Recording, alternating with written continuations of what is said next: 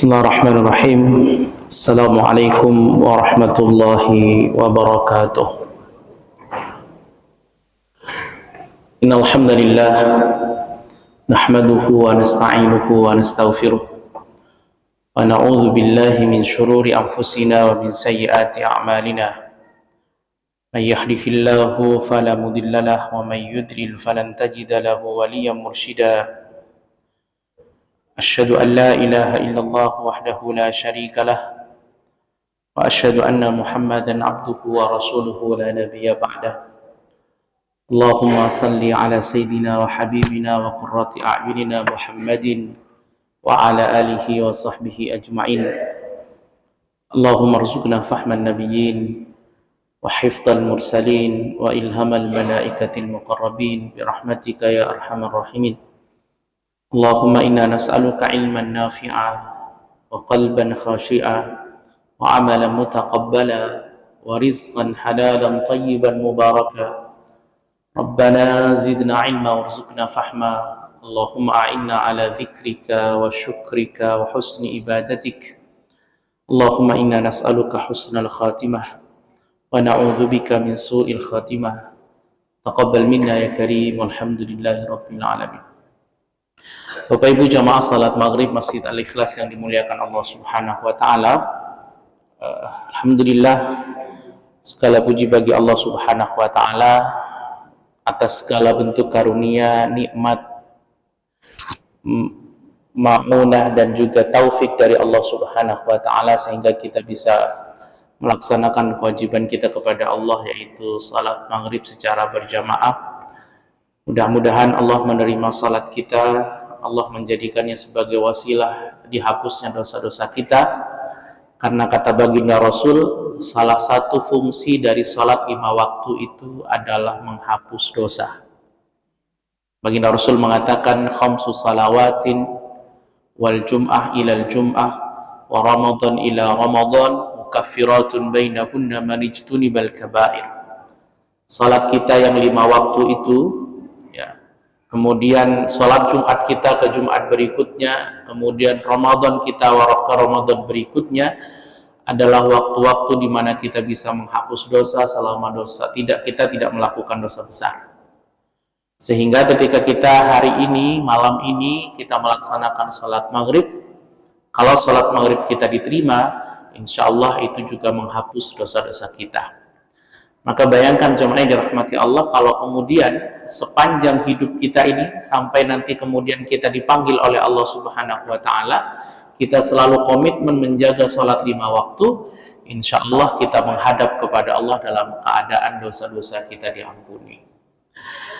Bapak Ibu dirahmati Allah Subhanahu wa taala, kita akan melanjutkan kajian kita seputar kisah-kisah para nabi. Beberapa pekan kita sempat terjeda.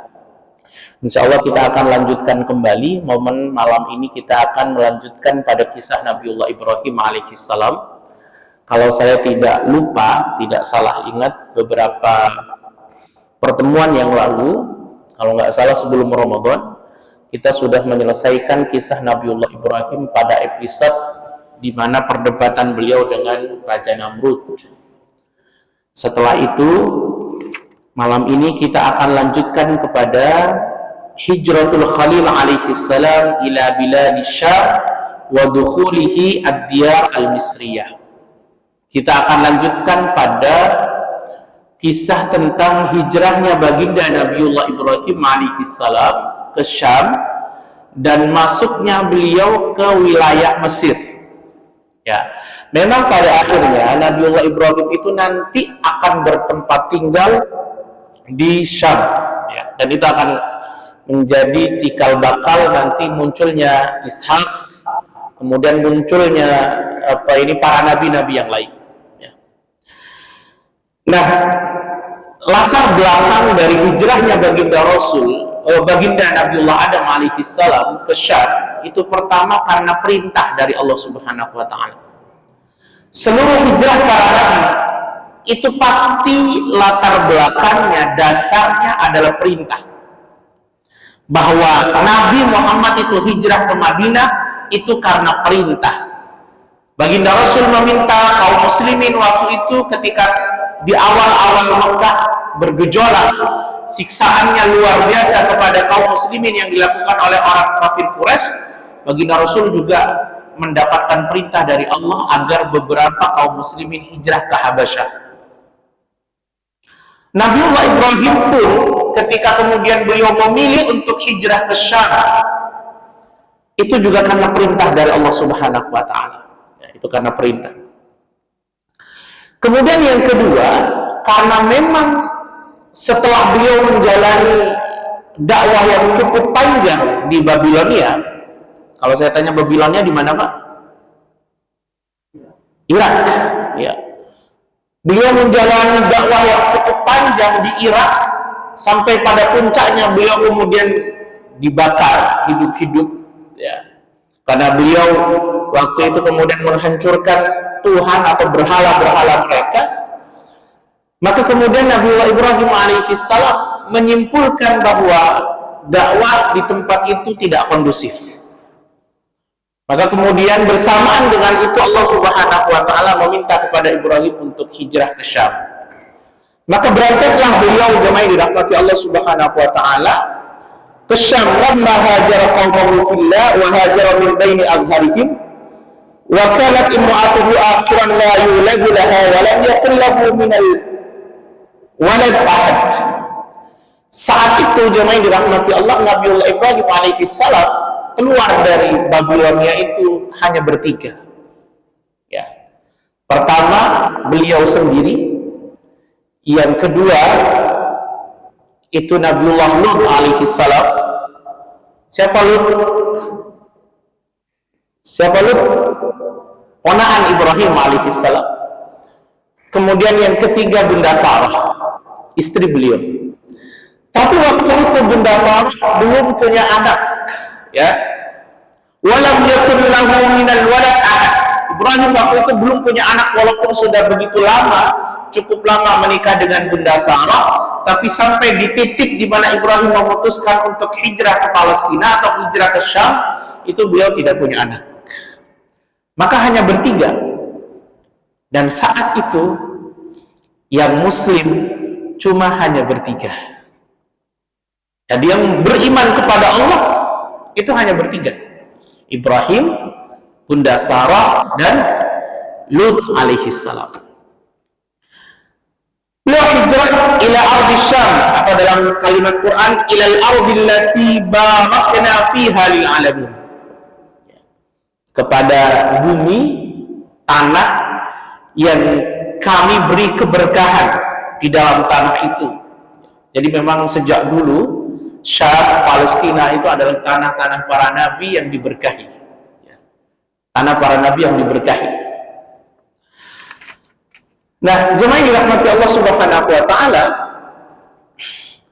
ketika Ibrahim kemudian hijrah ke Syam, belum sampai di Syam, Ibrahim meminta Nabiullah Lut alaihissalam nanti untuk tidak ikut ke Syam, tapi berhenti di sebuah negeri namanya negeri Ghur-Zaghur, atau kita kenal dengan negeri Sodom. Jadi Lut itu, jamaah dirahmati Allah, tidak ikut bersama Nabiullah Ibrahim alaihissalam, tapi beliau diminta oleh Nabiullah Ibrahim untuk kemudian tinggal atau menetap atau berdakwah di sebuah negeri atau sebuah wilayah namanya Ghur-Zaghur, apa yang kita kenal dengan fanazala bi madinati Sudum. Jadi dia akhirnya menetap di sebuah negeri namanya negeri Sodom, yang nanti kemudian umatnya itu melakukan satu dosa yang paling sangat dibenci oleh Allah Subhanahu wa taala, namanya homoseks. Tapi hari ini bukan hanya homoseks, hari ini lengkap sempurna, LGBT, lesbian, LGBT itu apa? Lesbian, terus gender ya, gay, terus bisex, t transgender. Sepertinya mau ditambah satu lagi, P namanya, queen, nggak tahu apa itu nanti. Tapi terungkap kalau dulu itu hanya homoseksual. Ya.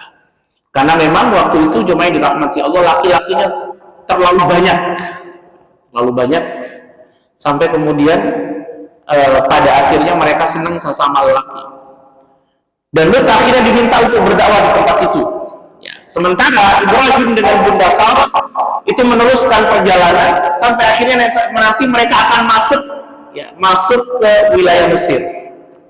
Ya. Nah, menariknya begini, di Mesir itu ketika Bunda Sarah dengan Ibrahim hijrah, ya, lewat di Mesir, masuk ke pintu gerbang Mesir, kebetulan di tempat itu atau di Mesir itu diperintah oleh seorang raja Jabbar, raja yang sangat zalim, raja yang kemudian jahat sekali, ya, raja yang sangat jahat. Ada yang mengatakan kana ismuhu Sinan bin Ulwan bin Ubaid bin Awij bin Amalah bin Lawid bin Sam bin Nuh. Ada yang mengatakan namanya Sinan bin Ulwan, raja yang waktu itu kemudian berkuasa saat Nabiullah Ibrahim alaihissalam itu datang ke Syam dan sempat singgah di Mesir. Raja ini jahat, zalim, dan suka sama perempuan. Bahasa kita playboy loh. Asal ada perempuan cantik, sama dia diambil. Walaupun perempuan itu sudah bersuami. Kalau sudah bersuami, maka suaminya diminta untuk menceraikan atau dibunuh. Nah, Bunda Sarah itu adalah wanita yang cantik luar biasa. Bunda Sarah itu wanita cantik luar biasa. Bahkan ada yang mengatakan innahu lam takun imra'atun ba'da Hawa ila zamaniha ahsana minha. Tidak ada wanita yang cantik, ya, dari sejak zaman Hawa sampai zamannya Bunda Sarah yang mengalahkan kecantikannya Bunda Sarah dan kecantikannya Bunda Hawa. Jadi Bunda Hawa itu wanita tercantik yang pernah Allah ciptakan. Kemudian yang kedua Bunda Sarah. Dan sampai di zaman Bunda Sarah tidak ada satu wanita pun yang menandingi keduanya, saking dari cantiknya. Nah, pas lewat di Mesir, jemaah yang dirahmati Allah, salah satu prajurit Mesir itu kemudian menyampaikan kepada raja bahwa ada seorang perempuan cantik bersama seorang laki-laki. Maka sontak saja kemudian Nabiullah Ibrahim alaihissalam dipanggil. Ketika ditanya siapa perempuan yang kau bawa itu, Nabiullah Ibrahim mengatakan hiya ukhti, dia adalah saudariku. Makanya saya sering sampaikan bahwa Nabiullah Ibrahim itu kemudian pernah berbohong itu sebanyak 3 kali. Jadi beliau itu pernah berbohong sepanjang hidup sebanyak 3 kali. Pertama, beliau berbohong ketika kemudian waktu itu diajak oleh ayahnya untuk ikut dalam sebuah event perayaan di Babilonia, di mana Babilonia itu punya perayaan, punya hari raya, di mana semua orang ketika hari raya itu akan datang ke lapangan dan akan minum khamr, akan berdansa, akan melakukan banyak keburukan.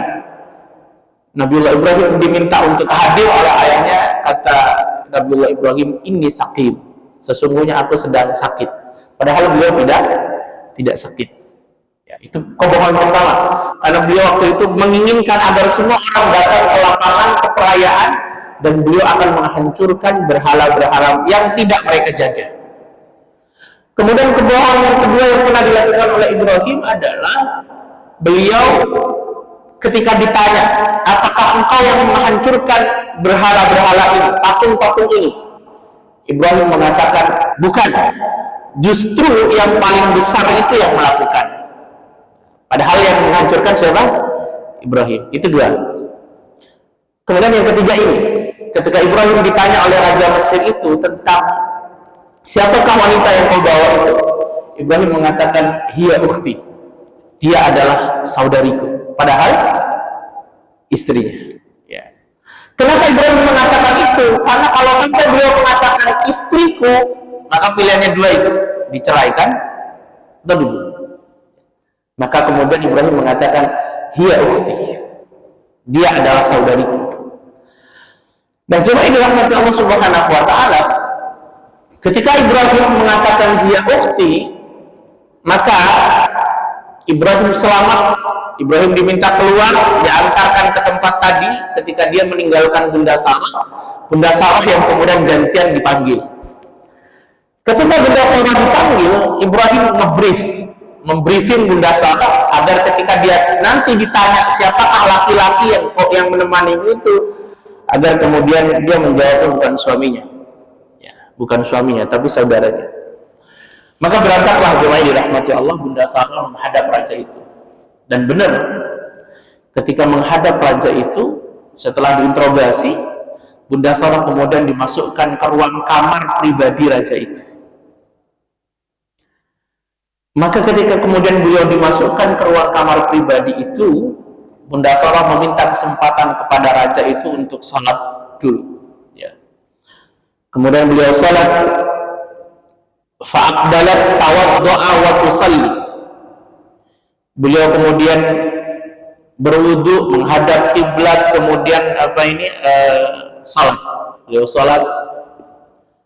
Kemudian beliau mengangkat tangannya berdoa. Beliau mengatakan, Allahumma in kunta ta'lam anni amantu bika wa bi rasulik. Ya Allah, kata Bunda Sarah,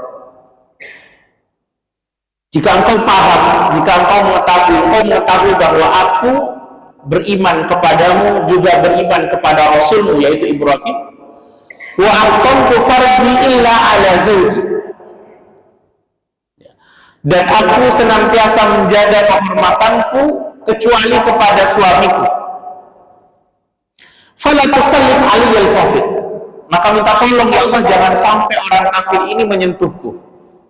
Karena memang sejak awal ketika dimasukkan ke ruang privatnya itu, ke kamar pribadi raja itu, Bunda Sarah betul-betul paham bahwa apa yang akan terjadi setelahnya bisa ketebak, bahwa raja itu akan kemudian menyentuhnya. Maka Bunda Sarah berdoa kepada Allah agar jangan sampai raja ini menyentuh Bunda Sarah.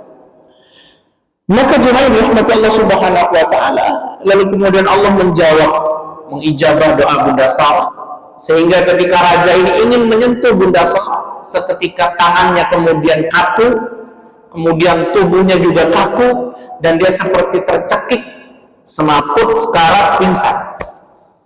Ya, pingsan dia. Saat Bunda Sarah menjumpai raja ini pingsan di kamar itu, maka beliau kemudian khawatir.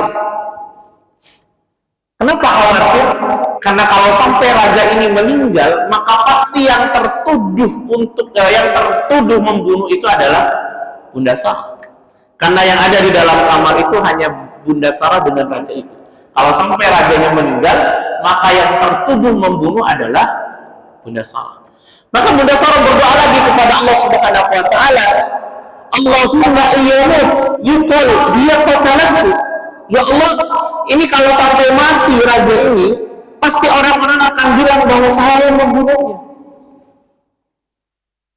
Orang-orang akan mengatakan dia yang bunuh, karena tidak ada orang lain di dalam kamar ini. Maka jemaah dirahmati Allah Subhanahu wa taala, maka kemudian Allah Subhanahu wa taala melepas. Kemudian raja itu bisa kembali berdiri, bisa sehat lagi, mau nyentuh lagi, semaput lagi, pingsan lagi, sekarat lagi. Lalu kemudian Bunda Sarah berdoa juga yang sama, Allahumma iyamut yuqal hiya qatalatu. Ya Allah, jangan sampai mati, karena kalau sampai mati nanti aku yang tertuduh. Terus begitu sampai 3 kali. Setelah 3 kali jemaah dirahmati Allah Subhanahu wa taala, maka raja itu mengatakan, ma ursiltum ilayya illa syaitana. Raja itu manggil prajurit yang bawa sarang itu. Kemudian raja itu mengatakan, sesungguhnya yang kau bawa itu padaku bukan manusia tetapi setan, karena gak bisa disentuh. Dan mualati itu apa istilahnya ya? Ya, kualat, orang yang menyentuhnya kuat. Maka kata raja itu, yang kalian bawa kepadaku bukan manusia tapi setan. Maka bawa balik. Apa, antarkan dia ke suaminya. Arja'uha ila Ibrahim, antarkan dia ke suaminya. Tapi sebelum diantarkan, jemaah yang dirahmati Allah, Bunda Sarah kemudian diberikan hadiah cukup banyak. Salah satunya hadiah yang diterima oleh Bunda Sarah adalah wa'afuha raja. Raja Mesir itu memberikan hadiah kepada Bunda Sarah seorang budak perempuan namanya Hajar Al-Qibtiyah Al-Misriyah. Jadi Bunda Hajar itu awal kisahnya adalah ini, perjumpaan antara Bunda Sarah dengan Raja Mesir, yang kemudian nanti ketika Bunda Sarah hendak pergi, Bunda Sarah dihadiahi oleh Raja Mesir itu seorang budaknya namanya Hajar, yang kita kenal dengan Bunda Hajar Al-Misriyah karena dia orang Mesir, Al-Qibtiyah. Jadi jemaah yang dirahmati Allah Subhanahu wa taala, pertanyaannya kemudian begini, kenapa raja itu memberikan Bunda Hajar dan memberikan hadiah kepada Sarah, sementara dia tidak sampai pada niatnya untuk kemudian menyentuh Bunda Sarah? Sebagian para ulama mengatakan karena raja itu berhutang budi kepada siapa ini? Bunda Sarah. Karena ketika raja tadi sekarat, raja tadi semaput, pingsan, Bunda Sarah kemudian yang meminta kepada Allah agar raja itu tidak sampai mati. Maka oleh raja dihadiahlah dia seorang budak namanya Hajar Al-Misriyah Al-Qibtiyah, yang kemudian dibawa pulang menjadi budaknya Bunda Sarah dan Ibrahim alaihissalam. Nah, ketika kemudian Bunda Sarah balik kepada Ibrahim, ada satu yang menarik, kata para ulama, wa kana Ibrahim alaihi salam min waqti dhahaba biha ila al-malik qama yusalli lillahi azza wa jalla. Ibrahim itu ketika Bunda Sarah meninggalkan beliau dan pergi menuju kepada raja, itu Ibrahim tidak henti-hentinya salat kepada Allah Subhanahu wa taala, meminta kepada Allah Subhanahu wa taala agar kemudian istrinya diselamatkan. Ya. Maka jemaah yang dirahmati Allah Subhanahu wa taala, ketika kemudian istrinya datang menghadap kepada Ibrahim, rupanya Ibrahim dalam posisi juga sedang sholat. Artinya dia sejak tadi itu sholat sampai istrinya datang. Dan beberapa akal mengatakan Allah Azza wa Jalla kashafa al-hijab fima baina Ibrahim alaihi salam wa bainaha. Sebagian akal mengatakan bahwa Allah Subhanahu wa taala membuka hijab untuk Ibrahim agar bisa melihat apa yang terjadi di kamar itu. Jadi Allah buka hijabnya agar Ibrahim bisa melihat apa yang terjadi di kamar itu, sehingga ketika Bunda Sarah kembali kepada Ibrahim bisa pastikan bahwa istrinya menjaga kehormatannya. Dan menariknya begini, dua-duanya bersandar pada salat. Bunda Hajar jemaah dirahmati Allah, Bunda Sarah itu sebelum kemudian disentuh beliau salat, kemudian Ibrahim alaihissalam saat kemudian Bunda Sarah datang ke raja itu, beliau juga sholat. Artinya dua-duanya menjadikan sholat sebagai solusi. Ini penting sekali buat kita, bahwa selama ini yang kita kemudian pahami bahwa sholat itu adalah kewajiban yang perlu kita gugurkan, sebenarnya lebih dari itu, bahwa sholat yang kita lakukan setiap hari itu adalah solusi dalam setiap masalah-masalah kita. Bunda Sarah itu menjadikan sholat sebagai solusi di waktu terpuruk, kan itu waktu yang sangat terpuruk sekali, waktu tersudut luar biasa. Begitu juga begitu juga Nabiullah Ibrahim alaihissalam itu juga menjadikan sholat sebagai solusi dalam hidup beliau, karena waktu itu juga tersudut. Maka ini menjadi penting buat kita semua agar menjadikan sholat itu sebagai solusi dalam hidup kita. Kalau jenengan baca kisah tentang Nabiullah Shalih alaihissalam, Saat waktu itu Nabiullah Salih kemudian ditantang oleh kaumnya. Ketika kaumnya bilang, wahai Salih, jangan terlalu banyak bicara, jangan terlalu banyak diskusi, dialog. Sudah langsung saja, kalau memang kau adalah nabi, bisa nggak kau keluarkan dari batu besar ini seekor nakah, seekor unta yang besarnya seperti ini, usianya harus seperti ini, dalam keadaan hamilnya 10 bulan. Pertanyaan saya, itu kira-kira waktu tersudut apa enggak? Tersudut luar biasa. Itu waktu yang sangat tersudut, terpuruk, yang taruhannya adalah dakwah. Karena kalau sampai kemudian Nabiullah Salih alaihissalam tidak bisa menuruti apa yang mereka minta, maka mereka akan mencap bahwa selama ini Salih itu bohong. Itu waktu tersudut, terpuruk. Tapi rupanya jemaah yang dirahmati Allah, apa yang dilakukan oleh Salih waktu itu, Nabiullah Salih kemudian menepi beberapa waktu, cukup sebentar. Beliau kemudian meninggalkan kaumnya itu hanya meminta waktu. Lalu kemudian Nabiullah Salih salat beberapa rakaat dan meminta kepada Allah Subhanahu wa taala, sampai akhirnya kemudian Allah ijabah doanya. Allah keluarkan dari batu itu unta yang persis sebagaimana yang mereka minta. Jadi Nabiullah Salih menjadikan salat sebagai solusi. Kalau kita juga membaca kisah Nabiullah Musa alaihissalam, saat Nabiullah Musa kemudian waktu itu punya musuh namanya Qarun. Sebagaimana pernah saya sampaikan, Qarun itu dulunya muslim. Dia muslim, taat. Kalau kita baca biografi Qarun itu seorang muslim yang taat, bahkan dia adalah ibu ammi Musa, anak pamannya Musa, berarti sepupunya Musa, dekat sekali dengan Musa, bagian dari keluarganya Musa. Dia mendukung Musa awalnya, menjadi pengikut Musa, muslim taat. Bahkan sebagian para ahli sirah mengatakan dia punya julukan namanya Al-Munawwar, orang yang mendapatkan cahaya, orang yang dicahayai. Kenapa dicahayai? Bihusni tautihi fit Taurah atau bit Taurah. Karena Qarun itu kalau baca kitab Taurat itu suaranya bagus.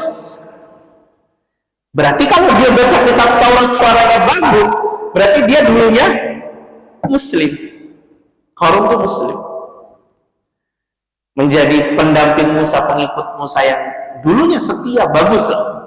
Tapi ketika Allah uji dia dengan harta, tidak siap dia, kemudian dia menjadi pengkhianat, menjadi munafik, kemudian dia akhirnya menjadi musuh Nabiullah Musa alaihissalam. Nah, saat Qarun menjadi musuh Nabiullah Musa alaihissalam, ada satu momentum di mana kemudian kebencian Qarun kepada Musa itu sampai pada puncaknya. Yang dilakukan oleh Qarun waktu itu adalah dia membayar seorang pelacur. Dia bayar seorang pelacur, seorang wanita pelacur.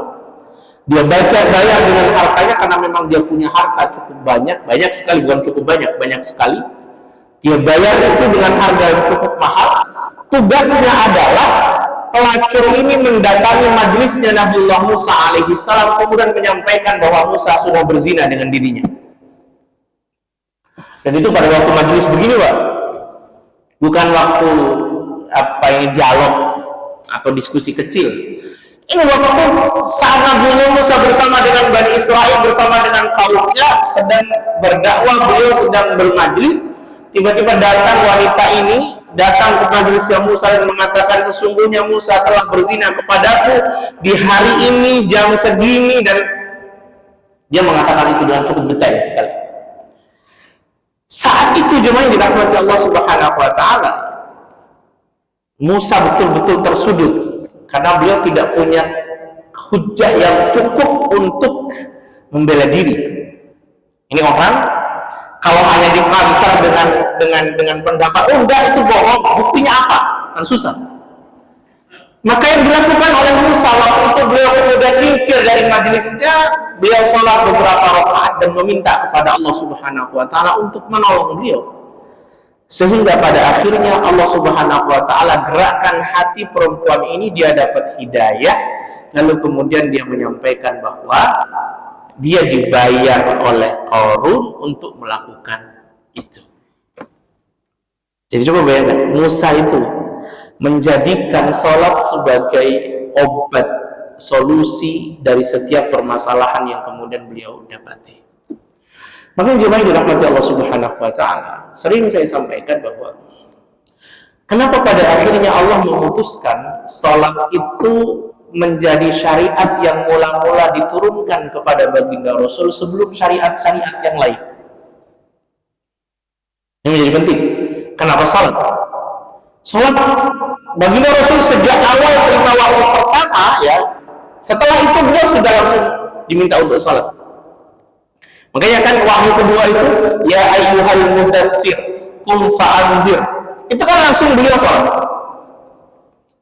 Dan sholat yang mula-mula kemudian beliau lakukan adalah sholat tahajud, karena dulu dia itu wajib, ya. Sebelum kemudian sholat 5 waktu itu diwajibkan, terlebih dahulu sholat qiyamul lail atau sholat tahajud itu yang diwajibkan. Kemudian itu nanti dinasakh atau dimansuh, ya, diganti dengan sholat 5 waktu yang wajib. Tapi awal-awal syariat yang kemudian diturunkan oleh Allah adalah sholat. Kenapa sholat? Karena Allah paham betul bahwa Muhammad Sallallahu Alaihi Wasallam itu sejak umur 0 sampai umur 40 itu bermandi dengan pujian. Seluruh orang memuji beliau. Yang semuanya, semua senang kepada beliau. Dari umur kecil beliau sampai umur 40, semua orang menyenangi beliau. Tapi ketika beliau diutus menjadi seorang utusan, menjadi seorang rasul, maka itu awal dari cobaan besar, masalah besar yang akan beliau hadapi. Maka mulai dari sejak beliau terima wahyu itu, beliau diejek, difitnah, dituduh tukang sihir, dituduh pendusta, bahkan kemudian diintimidasi, bahkan kemudian beliau mau dibunuh. Allah paham betul bahwa beliau akan mendapatkan cobaan yang lebih besar yang belum pernah beliau dapatkan sebelumnya. Maka beliau kemudian, Allah Subhanahu wa Ta'ala kemudian menurunkan syariat sholat sebagai penawarnya, bahwa dengan sholat itu baginda Rasul kemudian mendapatkan kekuatan, tentu kekuatan ruhani, yang dengan itu beliau kemudian punya stok sabar yang cukup besar. Itulah kenapa kemudian bunyi ayatnya, ya ayyuhalladzina amanu sta'inu bis-sabri was-salah. Wahai orang-orang yang beriman, minta tolonglah kalian kepada Allah dengan wasilah sabar dan salat. Para ulama mengatakan ketika mereka mentafsirkan ayat ini bahwa salat itu butuh sabar, sebagaimana juga sabar butuh salat. Jadi kalau kita pengen punya stok sabar yang cukup besar dalam ruang dada kita ini, punya kelapangan hati yang cukup lebar, cukup luas, untuk bisa menampung masalah-masalah besar yang Allah berikan kepada kita, maka salah satu caranya adalah dengan sholat. Kan kadang bukan karena masalahnya yang besar, tapi karena hati kita tidak cukup besar untuk bisa menampung masalah-masalah besar. Karena soal masalah besar atau enggak itu relatif. Kadang suatu masalah besar di tangan orang yang punya kelapangan hati bisa jadi itu bukan masalah besar. Tapi ada satu masalah kecil di tangan orang yang hatinya sempit, itu bisa jadi besar. Dan salah satu cara untuk membesarkan hati, melapangkan dada, nyetok sabar yang cukup banyak, itu dengan sholat salahnya. Dan itu sudah teruji dari sekian banyak kisah peradaban para nabi dan lain sebagainya. Nah, jemaah dirahmati Allah Subhanahu wa Ta'ala. Setelah itu kemudian Bunda Sarah dengan Nabi Ibrahim alaihissalam bersamaan juga dengan Bunda Hajar dari Mesir itu menuju ke Syam. Ya, dari Mesir menuju ke Syam. Yang awalnya hanya 2 orang, sekarang bertambah menjadi orang karena ada Bunda Hajar. Kalau jenengan penasaran tentang dari mana asal Bunda Hajar, yaitu dari sini, dari Mesir. Itulah kenapa Bunda Hajar itu sering kita kenal dengan nama Hajar Al-Qibtiyah. Qibtiyah itu artinya orang Qibti. Orang Qibti itu artinya orang Mesir. Orang Mesir. Nah, mereka akhirnya datang kemudian ke Syam, jemaah dirahmati Allah. Maka tinggallah mereka di Syam, ditemani oleh Bunda Hajar sebagai pembantu, pelayan, khadim yang kemudian melayani satu keluarga ini. Sampailah kemudian jemaah dirahmati Allah, innahu lamma kana li Ibrahim bi biladi Baitul Maqdis asyra sinin. Setelah mereka tinggal di Baitul Maqdis, di Syam, di Palestina, katakanlah begitu, sepanjang 10 tahun lamanya, qalat Sarah Ibrahim alaihissalam, Bunda Sarah pernah menyampaikan kepada Ibrahim satu kalimat yang kalau bahasa saya, ini kalimatnya deep sekali, dalam sekali. Kata Bunda Sarah, inna rabba qad ahramani walad. Sesungguhnya Tuhanku telah mengharamkan kepadaku keturunan. Artinya beliau memang sudah sejak lama tidak dikasih keturunan. Fa'adkhil ala amati hadhihi la'anna Allah yarzuquna minha waladan. Maka nikahilah amati itu budakku ini. Siapa itu? Hajar. Nikahilah Hajar, ya. Siapa tahu dari Hajar nanti Allah merizkikan kepada kita keturunan. Jadi jemaah yang dirahmati Allah, sebenarnya awalnya Bunda Sarah itu merasa bersalah kepada siapa ini? Kepada Ibrahim, di mana Bunda Sarah paham betul Ibrahim pengennya punya anak, Ibrahim sangat pengen punya keturunan, karena bukan hanya soal siapa yang akan mewarisi harta, tapi siapa yang akan mewarisi dakwah. Para nabi itu tidak mewarisi harta. Kata baginda Rasul, nahnul anbiya la nuraf. Kami seluruh para nabi tidak memberikan warisan. Kami tidak memberikan warisan. Jadi para nabi itu ketika kalimat di dalam Al-Quran waris, dia mewarisi kepada anaknya, itu pasti bukan harta, tetapi yang diwarisi adalah dakwah dan kenabian. Nah, Ibrahim ketika tidak punya anak, dia khawatir siapa yang akan mewarisi kenabian dan dakwah ini. Sama dengan nanti Nabi Zakaria alaihissalam, ketika beliau sudah berpuluh-puluh tahun tidak punya anak, beliau khawatir siapa yang akan mewarisi estafet dakwah beliau. Ya. Maka saya sering mengatakan begini kepada keluarga yang sampai begitu lama tidak Allah beri keturunan, maka baca sirahnya Nabiullah Ibrahim alaihissalam, baca juga sirahnya Nabi Zakaria alaihissalam. Kenapa seperti itu? Karena ada pola yang menarik, Pak. Polanya begini, rata-rata kalau kita membaca sirah, kita akan mendapati satu data yang menarik sekali, bahwa para nabi, para orang salih yang kemudian dia oleh Allah diuji dari sisi keturunan tidak punya anak. Jadi ujiannya adalah menikah cukup lama tapi tidak punya anak, dan dia bisa sabar untuk menghadapi ujian itu, terus berdoa, terus berharap, tidak putus asa sebagaimana yang dilakukan oleh para nabi itu. Maka biasanya anak yang kemudian lahir itu adalah bibit-bibit unggul, anak-anak luar biasa. Coba kita cek satu-satu. Ibrahim alaihissalam, beliau sudah, kalau dalam kitab ini disampaikan umur beliau ketika punya anak Ismail itu 86 tahun umurnya. Situ wa thamanuna sana. Mohon maaf, bukan 86 tahun. Itu penantian cukup panjang sekali, baru kemudian Allah kasih Ismail. Tapi kan di dalam penantian itu ada kesabaran, ada doa yang terus beliau panjatkan, ada harapan yang terus beliau panjatkan, mintakan kepada Allah, tidak putus asa, sabar luar biasa, sehingga kemudian Allah balas dengan hadirnya seorang putra, seorang keturunan yang sangat luar biasa sebagaimana Ismail alaihissalam. Kalau kita juga membaca Zakaria, Nabi Zakaria juga sama. Beliau ketika mendapatkan putra yaitu Yahya alaihissalam, itu usia beliau ada yang mengatakan 77 tahun, ada yang mengatakan 80 tahun, bahkan ada yang mengatakan lebih dari itu. Itu penantian yang cukup panjang, tapi dalam penantian itu beliau selalu berdoa, berharap, tidak putus asa, terus bertakwa kepada Allah Subhanahu wa taala. Pada akhirnya Allah memberikan kepada Nabi Zakaria seorang anak namanya Yahya.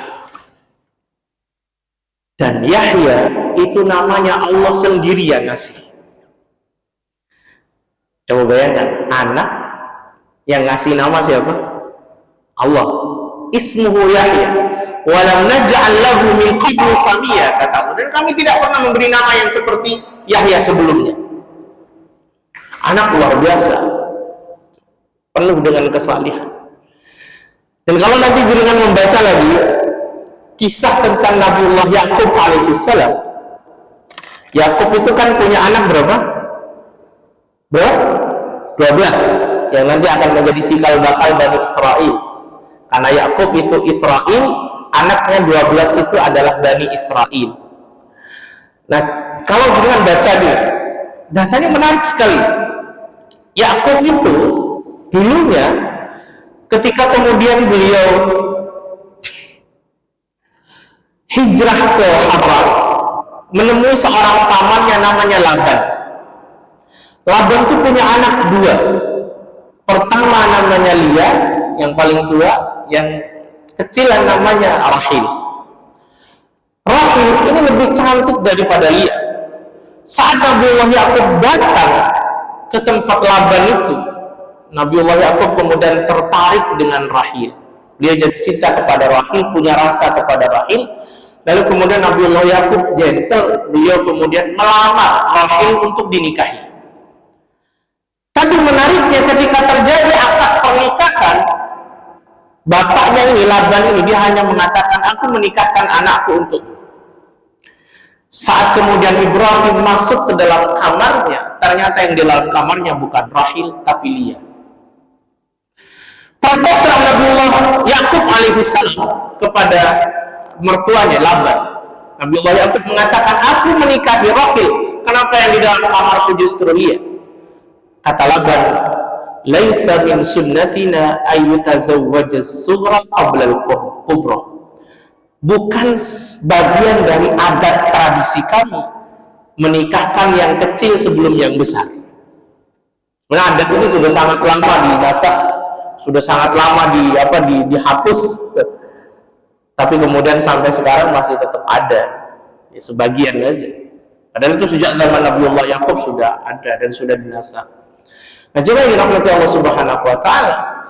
Maka kemudian Nabiullah Yakub minta, bagaimana saya juga saya senangnya sama Rahil. Ya kalau kamu senang sama Rahil, kamu bekerja dulu kepada saya sepanjang beberapa tahun, habis itu kamu nikahi Rahil. Maka dinikahi dua-duanya. Dan ini juga syariat ini kemudian dinasah, sehingga dalam syariat kita nggak boleh. Rahil dengan Lia ini kemudian menjadi istrinya Nabiullah Yakub alaihissalam. Maka dari Lia, Nabiullah Yakub mendapatkan anak 4. Sampai di titik itu Rahil tidak dapat anak, tapi Rahil tidak berhenti berdoa, Rahil tidak berhenti berharap, Rahil tidak berhenti bersabar. Karena Rahil merasa dirinya tidak bisa mendapatkan putra, tidak bisa memberikan anak. Dia meniru apa yang dilakukan oleh Bunda Sarah. Dia memberikan budaknya yang bernama Bilha untuk dinikahi kepada Yakub. Maka nikahlah Yakub dengan Bilha. Maka Allah kasih kepada Bilha 2 anak. Maka 4 dari Lia, 2 dari Bilha. Jadinya berapa? 6. Karena Rahil memberikan budaknya, Lia kemudian juga memberikan budaknya kepada Yakub. Namanya Zilfa. Maka Allah berikan dari Zilfa 2 keturunan. Maka 4 tambah 2 tambah 2, 8. Setelah Lia memberikan budaknya Zilfa kepada Yakub, Allah kasih lagi Lia 2 keturunan lagi, sehingga jadinya 6. 6, 2, 2, 10 berarti. Rahil sampai di titik itu belum punya anak,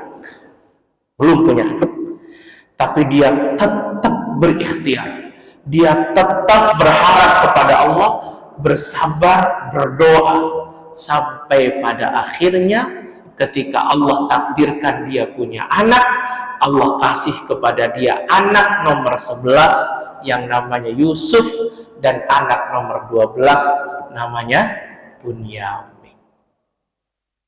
Bahwa dua anak ini adalah anak salih, anak yang luar biasa.